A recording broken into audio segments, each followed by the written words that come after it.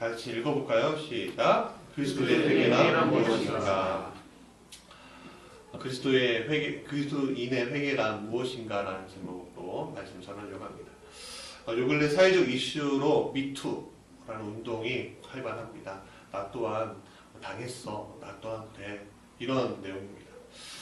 여성 또는 사회적 약자들, 그 사회적 약자들이 강자로부터 당하는 성적인 착취 문제에 대해서 말 못하고 끙끙 앓다가 당당히 고백하고 부당함을 알린 일들에 대해서 이제 미투 운동을 지금 하고 있습니다. 저는 그것에 대해서 굉장히 큰 박수를 쳐주고 싶습니다. 굉장히 용기가 필요한 거거든요. 오늘 영상에서 보신 것처럼 이 서지영 검사의 고백은 한국 사회가 앞으로 또 한국 교회가 앞으로 전진하는 데 있어서 굉장히 중요한 역할을 할 것이라고 저는 믿습니다. 다음번에 이 이야기에 대해서 더 이야기하고 여기서 중요한 것을 좀 짚고 넘어가려고 합니다. 오늘 설교의 제목이 그리스도의 회개는 무엇인가라는 문제입니다. 그리스도인의 회개가 뭐지? 지금 보여드린 영상은 유튜브에서 올라온 건데 좀 더 악의적으로 편집된 거를 제가 좀 잘랐어요. 한 9분에 걸쳐 있는 걸 한 2분에 걸쳐 자른 건데 내용이 이거예요. 온누리 교회에 이 안태근이라는 분이 등록을 해서 어려움 갖고 있는데 하나님께서 그 마음 가운데 함께 해주셔서 세례를 받고 간증을 했어요. 근데 이 간증 내용이 영화 밀양에서처럼 이 가해자인데도 불구하고 난 하나님께 용서를 받았습니다.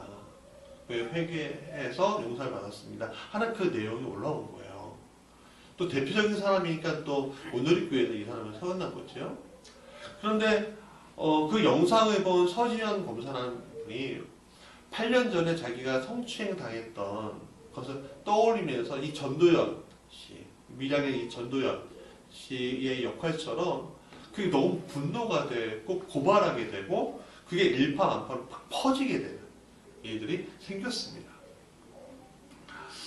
아니 나에게 저지른 잘못이 있는데 어떻게 너가 회개를 했고 용서를 받았다고 할 수 있냐? 나한테 용서를 받지도 않았는데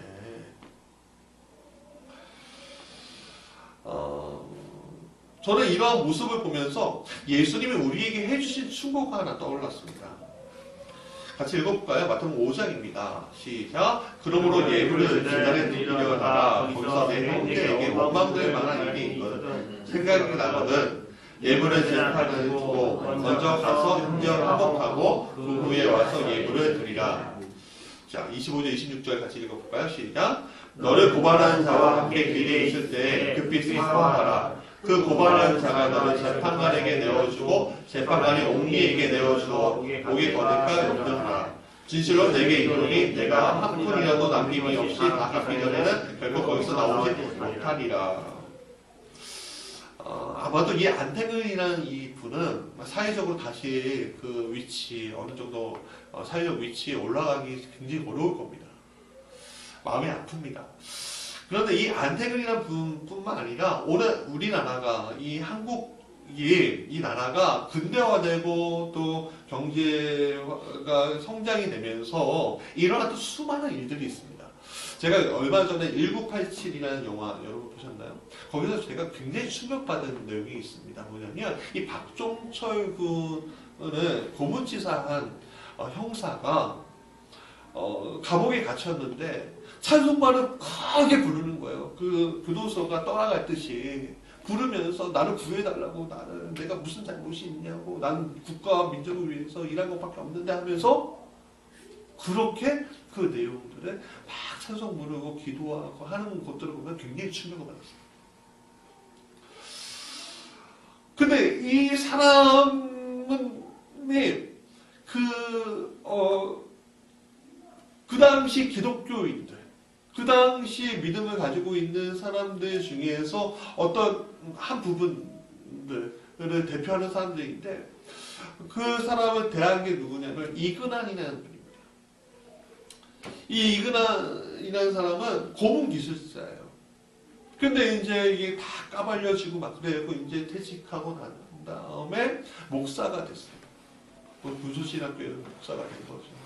근데 목사가 되면 제 처음 자리가 뭐냐면 자기가 했던 거에 대해서 회개하고 잘못했습니다. 그게 간증으로 가야 되는데 나는 억울하다. 나는 국가와 민족을 위해서 한 것인데 나는 억울합니다 하고서 간증하러 다니다가 면직당했습니다.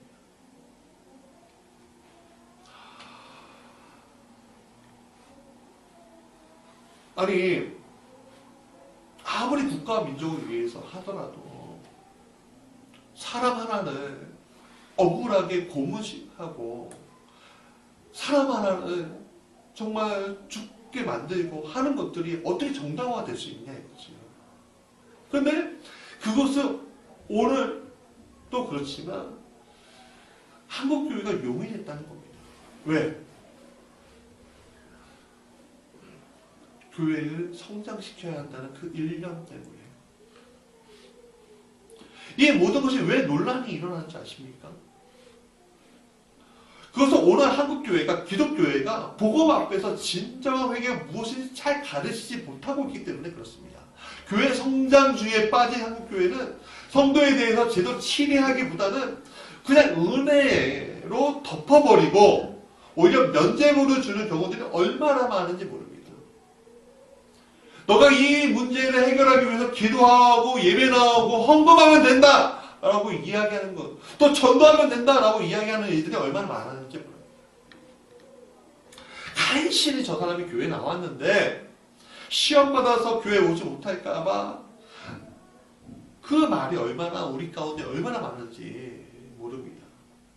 그냥 은혜의 법을 앞세우다 보니까 진짜 피해자에게는 오히려 상처를 주고 가해자는 용서를 받았다고 합니다.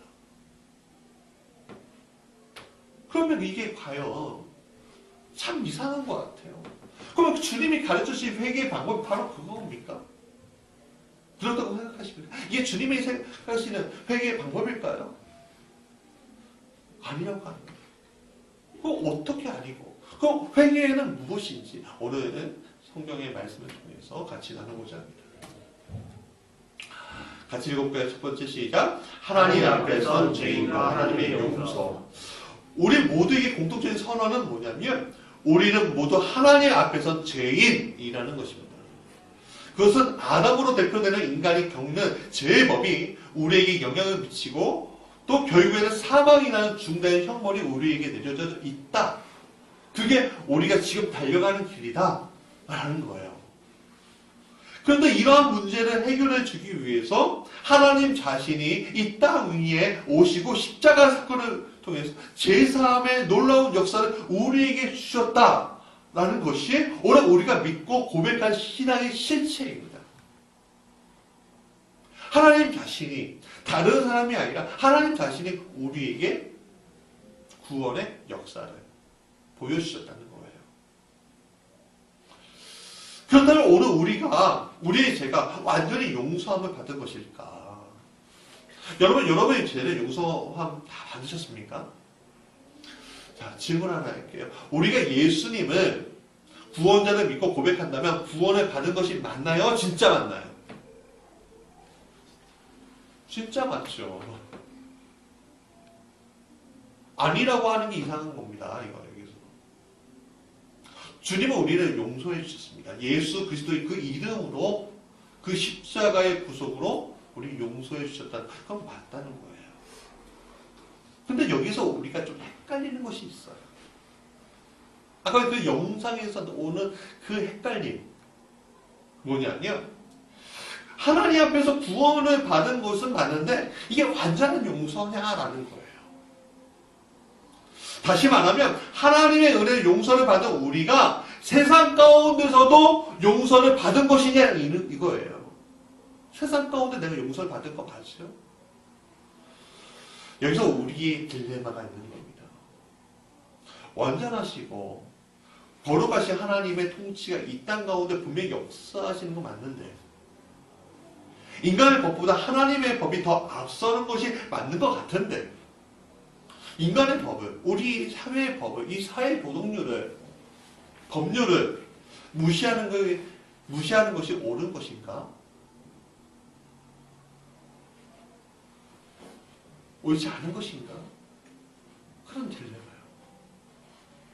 근데 여기서 예수님은 우리에게 중요한 힌트를 복음서에서 주셨습니다. 예수님을 시험하는 바리새인들이 예수님을 이렇게 시험합니다. 올무에 같이 가려고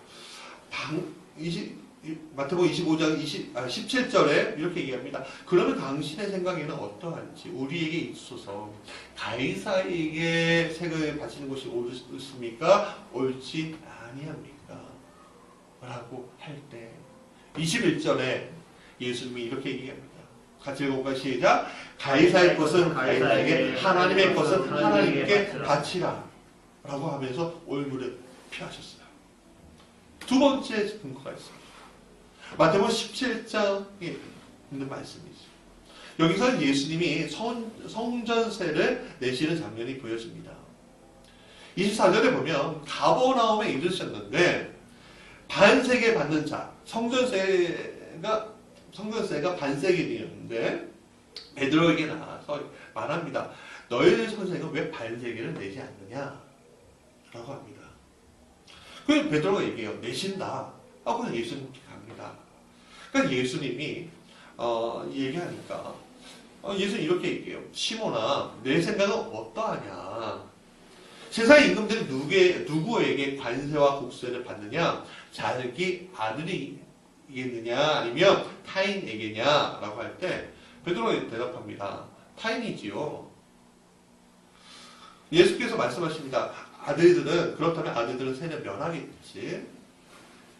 그래서 27절에 우리 같이 읽어봅시다. 시작. 그러나 우리가 그들이 실족하지 않게 하기 위하여 내가 바다에 가서 낚시를 던져 먼저 오르는 고기를 가져 입을 열면 곧 한 세계를 얻을 것이니 가져다가 너와 너를 위하여 주라. 이것을 통해 우리는 예수님의 말씀하신 의도를 알 수가 있어요. 그것은 하나님의 거룩한 통치를 받는 성도일지라도 자신이 속한 사회의 법과 도덕을 지켜야 한다는 것을 알 수가 있습니다. 그래서 예수님이 십자가에 달려 돌아가셨을 때 옆에 있는 강도가 자신을 기억해 달라고 했을 때 예수님은 그래? 그 십자가에서 나에게 그렇게 얘기했으니 그 십자가에서 내려가라고 하지 않으시고 오늘 내가 나와 함께 낙원에 있을 것이다 라고 얘기하셨습니다. 그렇죠. 오늘 진정한 죄의 문제를 예수님이 해결해 주셨어요. 그러나 인간과의 관계 안에서, 공동체 안에, 사회 안에서, 국가 안에서 우리가 지켜야 할 법과 도덕은 하나님의 신약을 포기하지 않는 선에서 지켜야 한다는 겁니다. 예수님도 예수님의 사역 가운데 있을 때 로마의 법을 어기시지 않으셨다는 거예요. 율법을 어기시지 않으셨어요. 이스라엘 법을.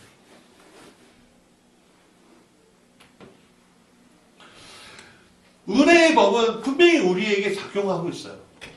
은혜의 법은 우리에게 작용하고 있습니다. 우리가 속해 있는 사회가 속해 있는 사회가 원하는 보편적인 가치에 대해서는 우리가 분명히 지켜야 할 것은 지켜야 한다는 거예요. 이것은 은혜의 차원이 아니라 상식의 차원이에요. 우리는 항상 여기에서 문제가 생기는데 상식적인 것들, 우리의 상식이라고 생각하는 것들에 대해서 무시하는 경향들이 있어요. 여러분, 상식의 법이 기본으로 가 있어야 합니다. 그래야지 은혜의 법이 얼마나 귀한지 알게 되는 거예요.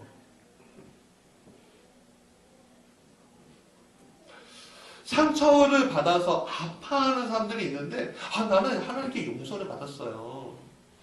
그러니까 너에게는 사과하지 않아도 용서받았으니까 다 된 거예요. 라는 이야기는 전혀 성경적이지 않다는 얘기예요. 예수님이 가르쳐 주신 그게 아니라는 거예요.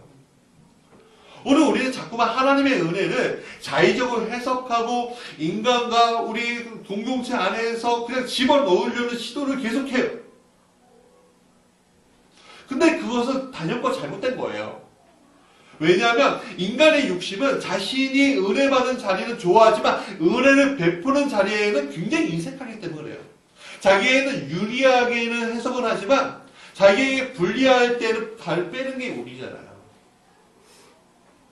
그래서 마태복음 18장에 보면 이 그림이 있는데 1만 달란트 빚진, 만 달란트 빚진 판관받은 사람이 자신에게 100데나리온 빚을 갚지 않는 자를 보고 감옥에 가두라는 비유가 나옵니다. 너 때문에 내가 감옥에 갇혔었어 하면서 끌고 감옥에 갇혔어요. 이것이 인간의 모습이라는 거예요.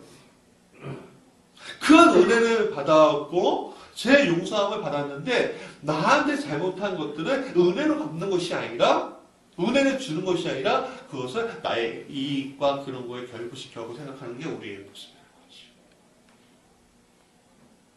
바로 오늘 우리의 모습 수정될 수 있는 거예요. 그러면 두 번째 같이 읽어볼까 시작. 어떻게 회개해야 하는 것일까? 라는 질문이에요. 오늘 보면은 베드로가 예수님의 고난의 현장, 죽음의 현장에 있을지라도 나는 끝까지 따라가겠다고 맹세한 후에 일어난 일입니다. 예수님은 그런 베드로에게 이렇게 얘기해요. 너가 닭이 울기 전에 3번 나를 부인하게 될 거야. 무슨 말씀이에요, 주님? 나는 결코 그렇지 않을 거야. 근데 예수님 잡혀가셨습니다. 그래서 베드로는 의리가 있었어요. 예수님 주변에 멘토를 왔잖아요. 예수님 명령하시면 들고 일어설 거야 라는 마음이 있는지 없는지 모르겠지만 그런 마음이라도 좀 있었을 것 같아요. 제 생각에는. 그런데 사람들이 이 베드로를 보고 너 예수와 같이 있었지? 하니까 깜짝 놀라고 너 예수와 같은 도당이지?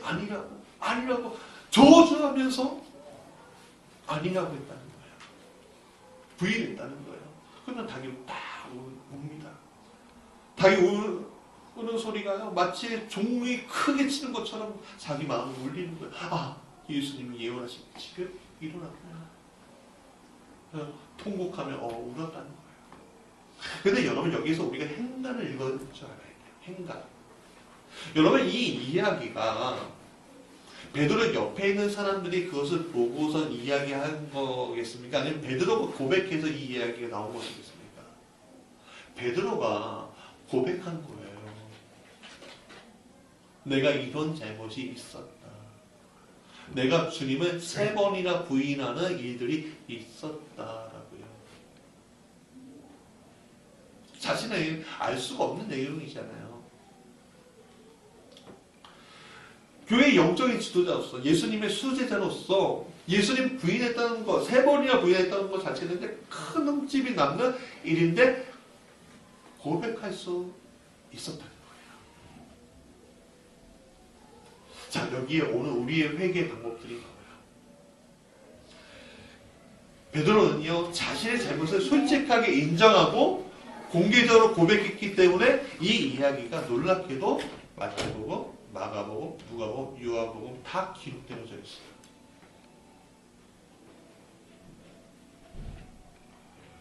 여러분 자신의 잘못을 고백하는 이야기는요 구약에서 나옵니다. 바로 다윗의 이야기예요. 그는 밧세바와 통관을 했습니다. 거기에서 모자라고 그것을 덮으려고 우리아를 데리고 왔는데 이 충직하고 바보 같은 이 신하가 아내한테 안 가고 그냥 막사로 가 있는 거예요. 어쩔 수 없이 덮어야 되니까 전쟁터라고 가고 그 성 앞에서 떨어지는 화살이가 돌에 맞아서 죽게끔 만들었어요. 다 덮어진 줄 알았죠. 근데 하나님의 부름을 받은 나단 선지자가 다윗에게 와갖고 이 모든 것을 다 까버립니다. 그는 왕이었어요. 그러면 무시하고 어떻게 합니까? 솔직하게 이것들에 대해서 무슨 소리 하는 거냐 할 수 있었습니다. 근데 그는 그러지 않았어요. 솔직히 자기의 잘못을 인정하고 회개의 자리에 서게 되고 마지막으로 책임을 졌다는 거예요. 왕이니까 마음대로 할 수 있는데 하늘 아버지의 책망에 왕으로서의 잘못을 인정하고 자신의 대가를 분명하게 치러요. 그 치르는 것들이 아들들이 서로 죽이고 자기가 왕 위에서 또 떨어져 나갈 뻔하고 하는 그 많은 일들이 생기잖아요. 인생 가운데. 우리 이것을 통해서 우리가 알 수 있는 게 뭐냐면요. 하나님은 성령의 역사는 죄를 감추는 데 있게 하지 않고 죄를 드러나게끔 하는 데 있다는 결론에 우리가 도달할 수가 있어요. 제가 생각나게 될 때 우리는 다시 마태복음 5장에 나오는 예수님의 천국을 떠올라야 해요. 다시 한번 읽어볼까요? 23장, 24장. 5장, 죄송해요. 마태복음 5장 23절, 24절 같이 읽어볼게요. 시작. 그러므로 예물을 제자리에 가져다가 거기서 내 형제에게 원망들을 만한 일이 있는 것이 생각나거든 예물을 제자 앞에 두고 먼저 가서 형제와 하고 그 후에 와서 예물을 드리라. 여러분, 죄를 지으면 대가를 치르는 게 당연하지 않습니까? 그 죄의 대가를 치르지 않고 어물쩡하게 넘어가려고 해서는 절대 안 된다는 거예요. 어물쩡하게 넘어가려다가 아까 전에 안태근 검사가 어물쩡하게 넘어가다가 크게 벌어지고 감당하고 못하고 수습 못하게끔 돼버렸잖아요. 서두에서 꺼냈던 그 안태근 전 검사의 회개가 문제가 된 이유가 여기 있는 거예요. 오늘 우리는 죄의 대가를 치르지 않은 채 회개했으니까 되었다라고 생각합니다. 그러나 그것은 성령을 모르고 성경을 모르고 생각하고 여기는 거예요. 성령께서는 하나님께서 죄를 미워하시는 분입니다. 왜?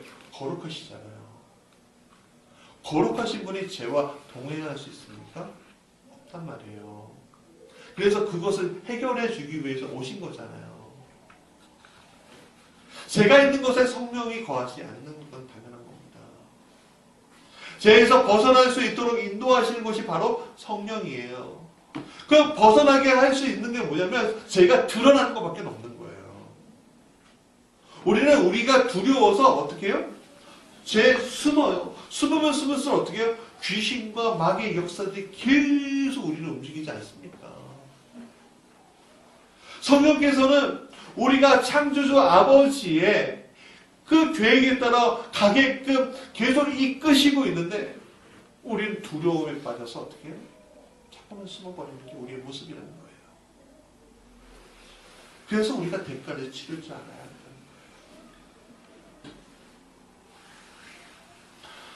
우리 갈라디아서 5장 16절 17절 읽어봅시다. 시작. 내가 이르노니 너희는 성경을 따라가라. 우리하는 육체의 욕심을 이루지 아니하라. 육체의 소욕은 성경을 거스르고 성령은 육체를 거스르나니 이 둘이 서로 번쩍함으로 너희가 원하는 것을 다시 생각하려 하니까. 성령으로 말미암아 우리는 우리의 육신의 행실을 죽이고 거룩함을 입고 자라날 수 있게 됩니다. 거룩함이라는 게 뭐죠? 하나님의 성품을 드러내는 거예요. 성령의 역사는 우리는 성령의 열매라는 하나님의 성품을 드러낼 수 있는 거, 나타낼 수 있는 겁니다. 즉, 오늘 우리가 진정한 회개라는 건 뭐냐면 죄의 문제에 대해서 내가 지은 죄에 대한 문제에 대해서 솔직하게 인정하고 눈물로 그 대가를 받겠다고 인정하는 것에 있는 거예요. 그래서 1907년도 장대현 교회에서 평양 대부 운동이 일어났던 건 뭐냐면 죄의 문제 앞에서 내가 더 이상 죄의 문제 앞에서 내가 살지 않겠다라고 이야기하고 자기의 죄를 낱낱하게 고백했다는 거예요. 거기에서 성령의 역사가 일어났다는 거예요. 그 성령의 역사가 그렇게 일어날 때 옆에서 사회 순사들, 거기에 순사들이었죠. 경찰들이 와, 그래 고백해, 내가 잡아가지. 그러나 그 잡아가는 거에 굴하지 않고 고백했다는 거예요. 그러니까 평양이 조선의 아시아의 예루살렘 그렇게 불릴 수 있었던 겁니다. 우리는 숨기고 싶습니다. 나의 작은 잘못과 아니 큰 잘못, 더 큰 잘못은 숨기고 싶습니다. 그러나 그것은 다 드러나게 되어 있어요. 언젠가 더 큰 해를 당하기 전에 우리는 육체의 정욕으로 인한 이 모든 범죄의 문제에 대해서 솔직하게 드러내놓고 용서를 구해야 하는 것이 우리의 모습이어야 한다는 거예요. 대가를 치르는. 그럼에도 불구하고 이 모든 것에 대해서 우리가 주저할 수밖에 없죠. 왜죠? 이 모든 것이 드러날 때 뒷감당이 안 되잖아요. 여러분 그게 현실이 아닙니까? 내 죄에 대해서 고백하면 주홍글씨를 나한테 쓰는 것이 그게 오늘 우리의 형편인 거예요. 그러니까 난 사회에서 매장당하고 이 공동체에서 쫓겨날 거야. 그 두려움. 그 공포가 우리를 지배하고 있습니다. 사실이죠. 그럼 우리가 이것을 못하면 그래서 우리가 이게 어려운 거예요. 못하고 어려운 거예요. 그러나 그것을 가능하게 하시는 분이 있는데 그분이 바로 성령이에요. 성령은 그것을 할 수 있도록 도와주십니다. 주홍글씨가 써져 있어도 그것을 극복하게 하시는 것이 바로 성령의 역사예요. 우리는 어렵지만 성령은 가능하다. 하나님은 가능하시다는 것을 믿어야 합니다. 세 번째 같이 읽어볼까요? 시작. 성령으로 맺어진 공동체 속에서 고백되어야 합니다. 많은 경우 이런 고백들은요 상처로 끝납니다. 주홍글씨가 새겨지고요 더 이상 그 자리에 있지 못하게 합니다. 그리고 뭐라고 듣는지 않습니까? 아유 순진한 사람. 아 바보 같아. 그게 우리가 얘기하는 거죠. 안택은 전 검사가 경우가 그렇습니다. 그의 고백에 상당 부분이 결여되어 있는 것에 대해 것들이 있어요. 그 서지영 검사에 대한 이야기도 있고 또 자기가 돈봉투 돌리다가 쫓겨난 거에 대해서 이거 상식적으로는 안 맞는 건데 억울하다고 얘기하고 하는 것들. 근데 여러분 이 사람이 신앙의 초보인데 어떻게 다 할 수 있겠어요? 쉽지 않아요. 저도 40년 동안 신앙생활, 44년 동안 신앙생활 하지만 계속적으로 극복해야 될 것들이 많이 생기더라 이거죠. 안타까워요. 좀 더 이 공동체 안에서 보호받고서 했으면 좀 더 좋았을 텐데 라는 생각도 들어요. 공개하니까 오히려 매장당할 처지에 속해 있습니다. 그래서 공개되는 것은요 매우 신중하게 해야죠. 그럼 공개되어야 할 곳은 어디냐? 바로 성령이 가득한 공동체가 있는 곳에서 공개되어야 해요. 베드로가 잘못을 하고 실패했습니다. 그러나 그가 용서받을 수 있었던 것은 그가 속한 예루살렘 공동체가 성령의 역사로 강력하게 보호해 줄 수 있었기 때문에 그가 고백해 하고도 교회의 지도자가 될 수 있었습니다. 저 또한 많은 잘못이 있는 사람 중에 하나예요. 부단히 노력하지만 잘 안 될 때도 있습니다. 그럴 때마다 제가 참 감사한 게 있어요. 뭐냐 하면 저한테 기도하는 아내가 있고 말씀이 들어가 있는 아내가 제 옆에 있다는 거예요. 기도와 말씀이 있는 사람이 옆에 있다는 거예요. 결혼 1년 차 되었어요. 전도사 할 때였는데 그냥 사역하다가 이쁜 중학생애가 하나 있는 거예요.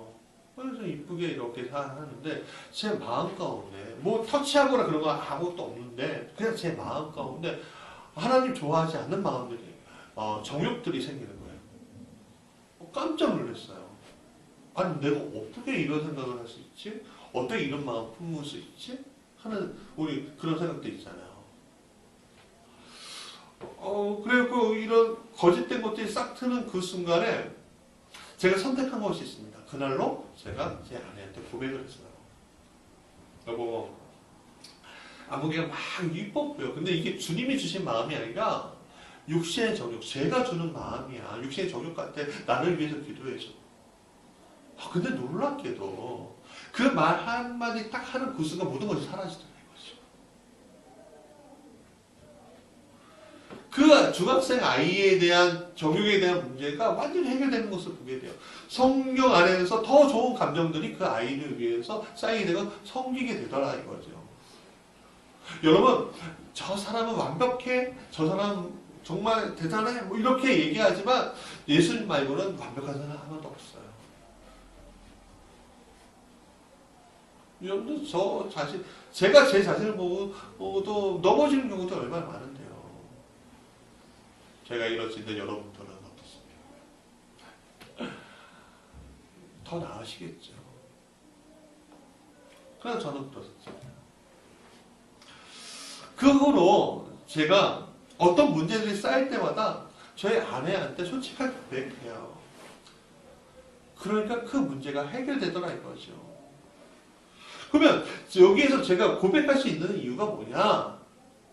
그것은요, 제 아내가 기도하는 사람, 말씀을 아는 사람, 성령의 역사 안에 있는 사람이기 때문에 내가 고백할 수 있는 거예요. 이게 무슨 말인지 아십니까? 여러분, 오늘 우리에게 성령의 끈으로 이어진 공동체가 필요하다는 거예요. 우리가 우리의 죄에 대한 회개를 위해서, 우리의 죄의 대가를 치르고 나서 오늘 공동체에 돌아오기 위해서 성령으로 연결된 끈끈한 공동체가 필요한데, 바로 갈라디아 5장에 말하면 그리스도 예수의 사람들이 필요하다는 거예요. 같이 읽어볼까요? 시작. 그리스도 예수의 사람들은 육체와 함께 그 정욕과 탐심을 십자가에 못 박아내리라.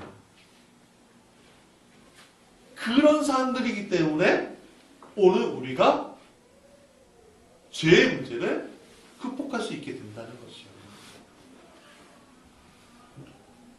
자, 말씀의 결론입니다. 첫 번째, 우리는 그리스도인의 회개가 무엇인가라는 질문을 했어요.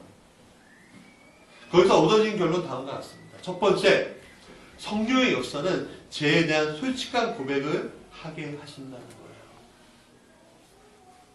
두 번째, 하나님의 은혜로 죄 용서를 받았지만 내가 상처를 준 이들에게 대해서도 우리는 용서를 구해야 한다는 겁니다. 세 번째, 나는 할 수 없으나 성령은 능히 그것을 가능하게 하신다는 거예요.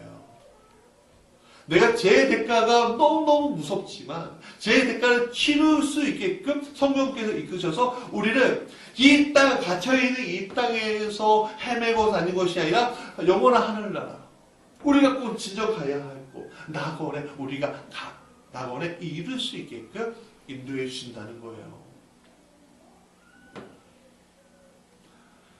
네 번째, 그것을 우리는 어디서 고백을 해야 되냐면요, 일반 사람들에게 하는 것이 아니라 성령으로 묶여진 공동체 안에서 그것을 고백해야 한다는 거예요.